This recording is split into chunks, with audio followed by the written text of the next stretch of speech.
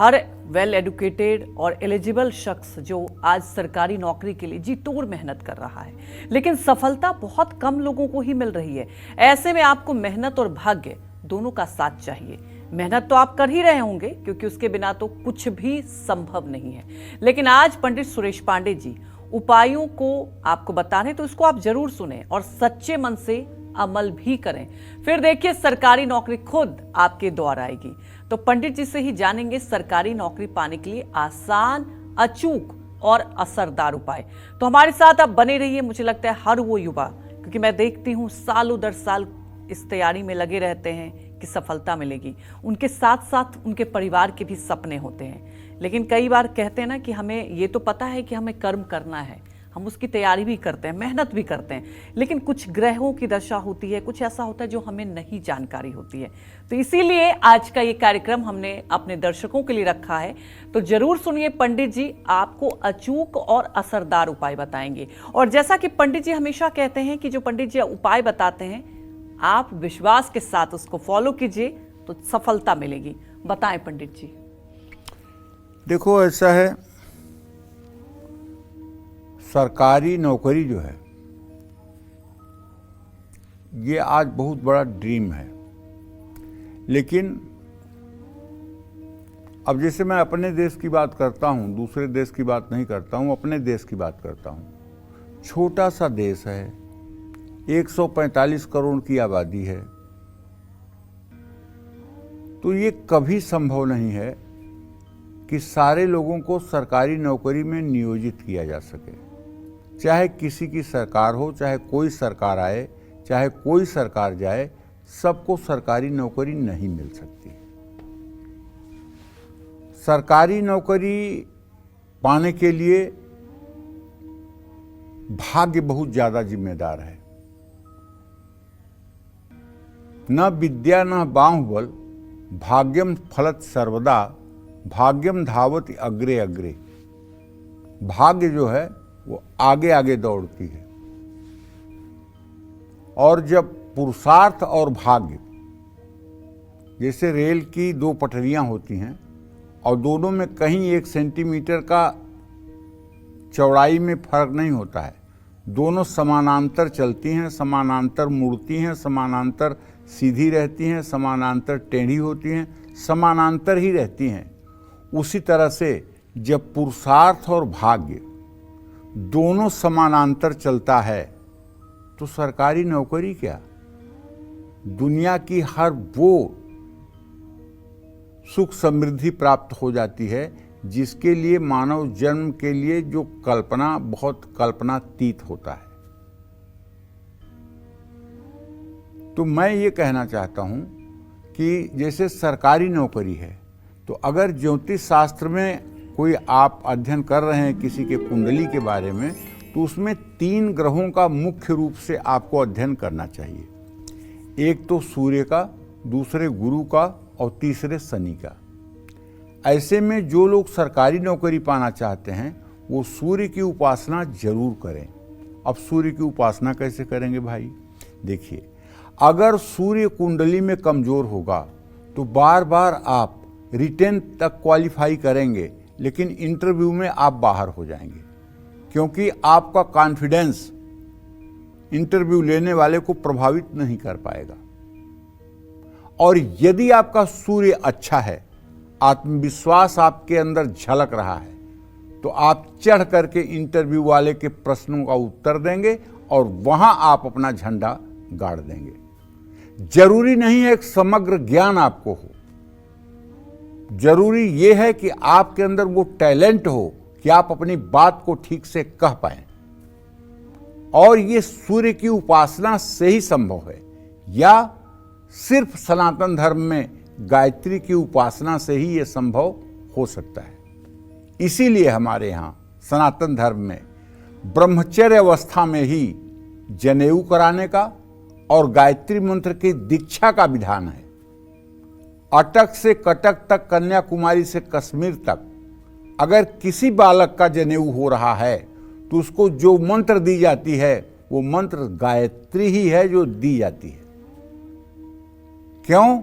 गायत्री छंदसाम मातेत, गायत्री वेदों की माता है और गायत्री का उपासना करने वाला अपने सातों चक्रों को एक्टिवेट कर लेता है और उसका आत्मविश्वास हिमालय पर चढ़ के बोलता है। तो भैया सीधी सी बात है कि आपको सूर्य को अर्घ देना चाहिए और सूर्य की उपासना करनी चाहिए। सूर्य की उपासना यदि आप स्टूडेंट लाइफ में हैं तो ओम आकृष्णेन रजसा वर्तमानो निवेशयन्न मृतं मृतं च हिरण्येन सविता रथेन देवो जाति भुवनानि पश्यन्न। ये सूर्य का वैदिक मंत्र है। अगर ये मंत्र आपको नहीं आता है तो दूसरा मंत्र बता रहा हूं, ओम घृणि सूर्याय नमः। ये छोटा मंत्र है, इसको भी आप 10 माला 31 दिन जप करके अपने कॉन्फिडेंस लेवल में परिवर्तन देख सकते हैं। और तीसरा मंत्र पौराणिक है, जपा कुसुम संकासम काश्यपेयम महादुतिम तमो अरिम सर्वपापघ्नम प्रणतोस्मि दिवाकरः सूर्याय नमः। ये मंत्र भी आप 10 माला करके 31 दिनों के अंदर अपने अंदर परिवर्तन आप महसूस कर सकते हैं।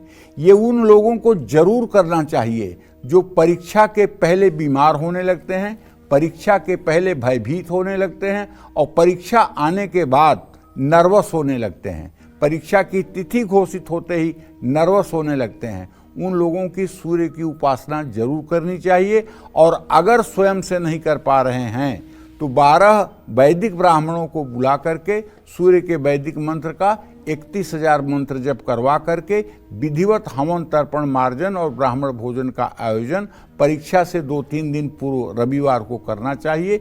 इसका लाभ आपको मिलेगा। दूसरा ग्रह गुरु, बृहस्पति की कृपा और शनि का उपाय ये होना चाहिए। देखिए, बृहस्पति जीवन और सुख का कारक ग्रह है और शनि जो है ये दास ग्रह है, दास सेवक ग्रह है। अगर शनि का उपाय हो जाए, बृहस्पति का उपाय हो जाए तो भी सरकारी नौकरी में आसानी होती है।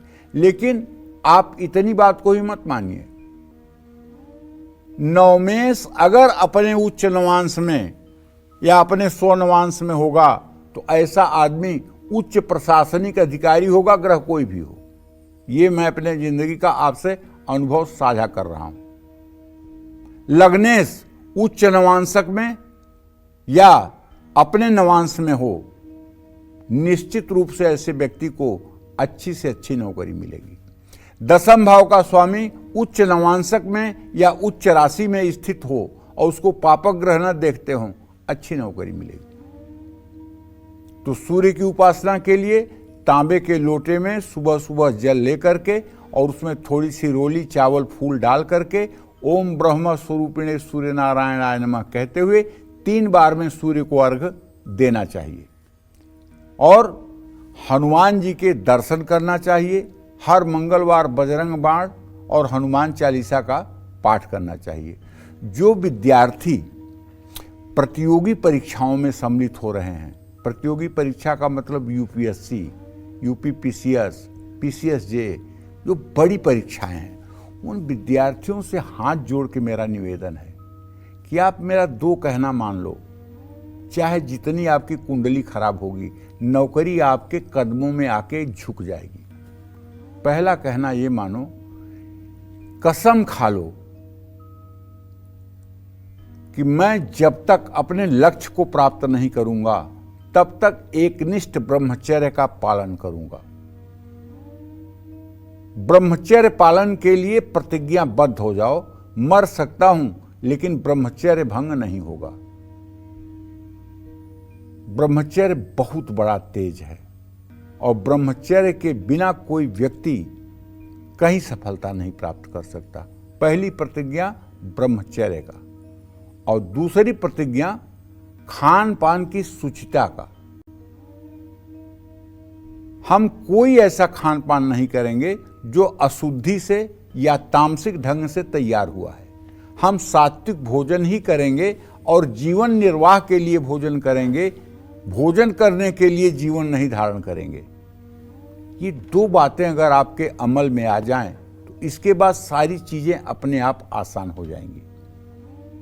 सुबह के समय पंछियों को जौ, बाजरा या 7 तरह का अनाज खिलाएं। गाय को आटा और गुड़ खिलाएं।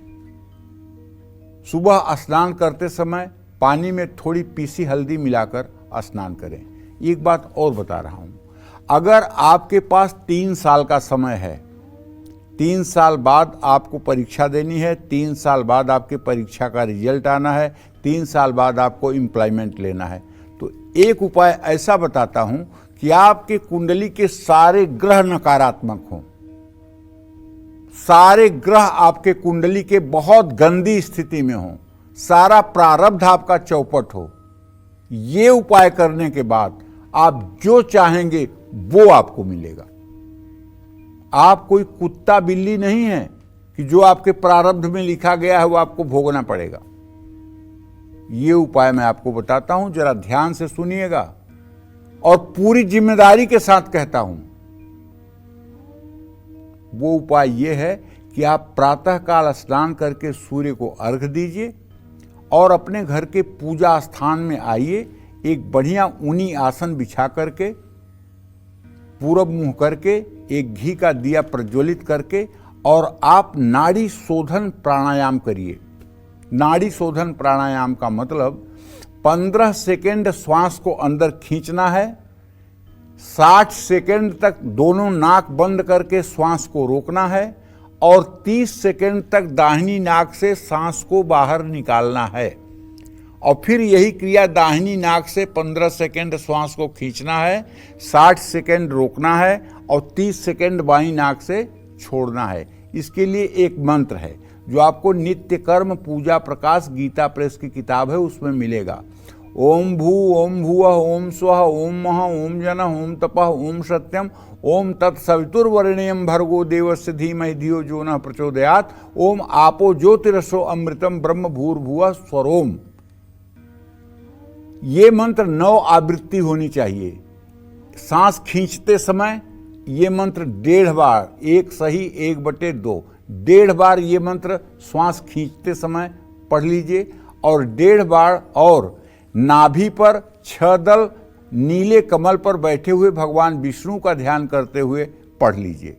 फिर इसके बाद भूरे रंग के 16 दल वाले कमल पर ब्रह्मा को बैठे हुए, चतुर्मुख ब्रह्मा को देखते हुए 3 बार इस मंत्र को पढ़ लीजिए। फिर 3 बार द्विदल 2 पंखुड़ियों वाला सफेद कमल अपने माथे पर, भृकुटी पर ध्यान करते हुए, भगवान शिव का ध्यान करते हुए आप इस मंत्र को 3 बार कर लीजिए। सांस खींचने में, रोकने में, छोड़ने में, इतने 1 मिनट 45 सेकेंड के पीरियड में आप इस मंत्र की 9 आवृत्ति कर लें। ये इतना आसान नहीं है, इसीलिए मैंने 3 साल कहा है। जब आप शुरू करेंगे तो 10 सेकेंड, 40 सेकेंड और 20 सेकेंड से शुरू करेंगे। धीरे धीरे अभ्यास जब बढ़ेगा तब ये 15 सेकेंड, 60 सेकेंड और 30 सेकेंड को होगा। इस अभ्यास में कम से कम 2 साल का समय लगेगा। अगर आप सोचें कि 1 दिन में हो जाएगा, ये असंभव है। और मार्कंडेय पुराण में लिखा हुआ है कि जिसका प्राणायाम सिद्ध हो जाता है, ये सिद्ध प्राणायाम की स्थिति है, जिसका प्राणायाम सिद्ध हो जाता है वो मतलब कि जो है ध्वस्ति, प्राप्ति, संबित और प्रसाद 4 अवस्थाओं को प्राप्त कर लेता है। ध्वस्ति जो है आपके शरीर के सारे रोग समाप्त हो जाएं, इसको ध्वस्ति कहते हैं। प्राप्ति कहते हैं उसको कि आपकी मनोकामना सद्य पूर्ण हो जाए, उसको प्राप्ति कहते हैं। संबित कहते हैं कि आपको भूत भविष्य वर्तमान की जानकारी हो जाए और प्रसादावस्था ये कहते हैं कि आपको आवश्यकता के अनुरूप सब कुछ अपने आप मिलने लगे। तो कहने का आशय हमारी ये है कि अगर आप, अच्छा हाँ, गीता में भी साफ वेदव्यास ने लिखा है, गीता अध्ययनशीलस्य प्राणायाम परस्य च नैवम संत ही पापानि पूर्व जन्म कृतांच। जो गीता का नित्य अध्ययन करता है और प्राणायाम करता है उसको पूर्व जन्म के प्रारब्ध बाधित नहीं करते। इसलिए ये सुरेश पांडे का कोई आइडिया नहीं है, ये हमारे धर्मशास्त्र का आइडिया है। अगर आप प्राणायाम करें तो प्राणायाम से सारे ग्रहों की स्थिति आपके अनुकूल हो सकती है। हाँ, गणेश जी का ऐसा कोई चित्र या मूर्ति घर में रखें या लगाएं जिसमें उनकी सूंड दाहिनी ओर हो। आदित्य हृदय स्तोत्र का पाठ कर सकते हैं सूर्य की रोशनी में। गायत्री मंत्र का नियमित जप कर सकते हैं। घर की पूरब दिशा को खुला रखें जिससे ज़्यादा रोशनी और हवा घर में आ सके। घर में तुलसी का पौधा लगाएं। शनिवार को पीपल के पेड़ के नीचे सरसों के तेल का दिया जलाएं। पीपल की 7 परिक्रमा करें। नारंगी और लाल रंग का प्रयोग करें। अपने माता पिता के घर से निकलते समय चरण स्पर्श करें। जय मां विंध्यवासिनी।